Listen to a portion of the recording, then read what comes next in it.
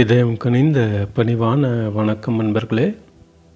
பகவத்கீதையை சிம்பிளாக புரிஞ்சிக்க குரு அருளும் இறை அருளும் வேண்டி தோங்குவோம். இந்த பதிவில் நம்ம பார்க்க போகிறது பகவத்கீதையோட அத்தியாயம் 1. கீதையின் அத்தியாயம் 1 அர்ஜுன விஷாத யோகம் அப்படின்னு சொல்லப்படுது. அர்ஜுனாஸ் டெஸ்பாண்டன்சி அப்படின்னு சொல்லப்படுது. சிம்பிளாக சொல்லணுன்னா அத்தியாயம் 1 ஃபுல்லாக விரக்தி அடைஞ்ச மனநிலையில் இருக்கும் அர்ஜுனனோட புலம்பல்கள் தான். அதனால தான் நாம் இந்த அத்தியாயத்தின் 47 ஸ்லோகங்களையும் ஒவ்வொரு ஸ்லோகமாக தனித்தனியாக பார்க்காம ஒரே பதிவில் பார்த்து தெரிஞ்சுக்க போகிறோம். அர்ஜுனனோட புலம்பல்கள் எல்லாம் அவருக்கு பயத்தில் வந்ததில்லை. ஏன்னா நமக்கு எல்லாம் தெரிஞ்ச மாதிரி அவர் ஒரு சிறந்த வில்லாளி, பல போர்களை வென்ற மாவீரன். அவரோட அறியாமையால், இக்னரன்ஸ்னால் வந்த மனக்கலக்கத்தில் தான் அவர் புலம்புறார். இது நம்ம எல்லாருக்கும் பொருந்தும். நாமளும் அறியாமைங்கிற இருளில் மூழ்கி கிடக்கிறோம். அந்த அறியாமை என்ன, எதனால் மனக்கலக்கம் வந்ததுன்னு இந்த ஸ்லோகங்களில் தெரிஞ்சுக்க போகிறோம். இந்த முதல் அத்தியாயத்தில் வரும் 1 முதல் 20 ஸ்லோகங்கள் கண் பார்வை இல்லாத திருதராஷ்டிரரோட கேள்விக்கு சஞ்சயனோட ஞான திருஷ்டி மூலம் அந்த போர்க்களத்தில் என்ன நடக்குது, யாரெல்லாம் இருக்காங்க, எப்படி போருக்கு தயாராகிட்டுருக்காங்க அப்படின்னு ஆர்மி பொசிஷன்ஸை டிஸ்கிரைப் பண்ணுறது தான் இருக்குது. அது போக யார் யாரெல்லாம் எந்த சங்கை வச்சு சங்க முழக்கம் எழுப்புனாங்க அப்படிங்கிற விவரமும் இந்த ஸ்லோகங்களில் சொல்லப்பட்டிருக்கு.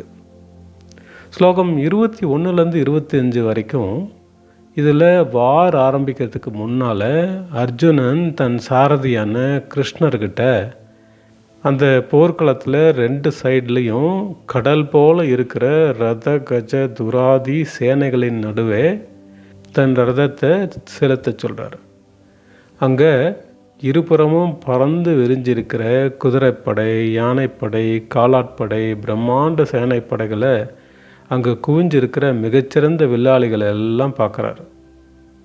ஸ்லோகம் 26லேருந்து 28 வரைக்கும் அங்கே எதிரி தரப்பில் பாட்டன்மார், மாமாமார், குருமார்கள், சகோதரர்கள், நண்பர்கள், அவர்களுடைய மகன்கள் எல்லாரும் இருக்கிறத பார்க்குறார். அப்போ தான் அர்ஜுனனுக்கு தன் சொந்த பந்தம் எல்லாத்தோட தனக்கு இருக்கும் பற்றுதல் அவருக்கு பெருசாக தெரியுது. அவரோட உடல் நடுங்கி வாய் உலர்ந்து போய் பேச்சு மூச்சு இல்லாமல் நிற்கிறார். தன்னோட சொந்த சகோதரர்களோட நம்ம பாட்டம் பூட்டம் பங்காளி மாமன் மச்சானை எல்லாம் சண்டை போட்டு தான் நம்ம ஜெயிக்கணுமா அப்படின்னு அவரோட மனம் அல்லல் படுது. மன உளைச்சல் ஜாஸ்தியாகுது. ரொம்ப அப்செட் ஆகி பலவீனமாக ஃபீல் பண்ணுறார். ஸ்லோகம் 29லேருந்து 35 வரைக்கும் நம்ம சொந்தக்காரர்களையே கொன்று நாம் என்னத்தான் சாதிக்க போகிறோம் அப்படின்னு அர்ஜுனனுக்கு தோணுது.